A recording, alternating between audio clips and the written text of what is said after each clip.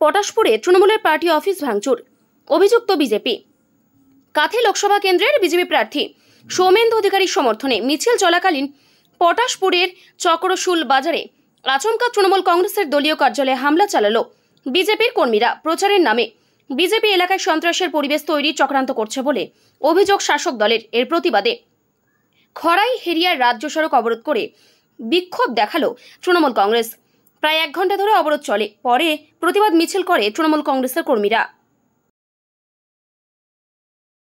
বিজেপির রোড মিছিল হয়েছিল, ওরা এসে পার্টি অফিস ভাঙে, তারপরে ওরা মারতে মারতে দোকান ভাঙে, আমার দোকানে এসে অ্যাডভেস্টার ভেঙেছে, ফ্রিজ ভেঙেছে, আমাকে এখানে মেরেছে রড দিয়ে, স্টিলের রড দিয়ে। জানি না কী কারণে, জানি না, মোটামুটি এসে আমাদের উপর হামলা করেছে। আপনি কোন দল করেন? আমি আমাদের তৃণমূল করি। এই কারণেই কি আপনার উপর আক্রমণ করা হয়েছে?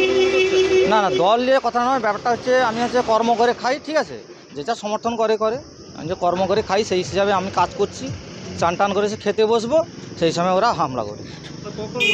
ওরা 1টার দিকে। কতজন ছিল? ও 20-25 জন ছিল। কি কি ক্ষতি হয়েছে আপনাদের? আমার ফ্রিজ টিজ ভেঙেছে, তারপর আমাকে মেরেছে, অ্যাডভেস্টার ভেঙেছে, লাঠি মেরেছে। অভিযোগ জানিয়েছেন?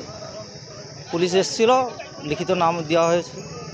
আজকের এই পৈশাচিক ঘটনার বিবরণ দেবেন আমি অনুরোধ জানাবো সকলকে যে আগামী কয়েকদিন আমরা সজাগ দৃষ্টিতে কর্মীরা প্রস্তুত থাকবো, নতুন করে কোনো সন্ত্রাসের বাতাবরণ যাতে না তৈরি হয়।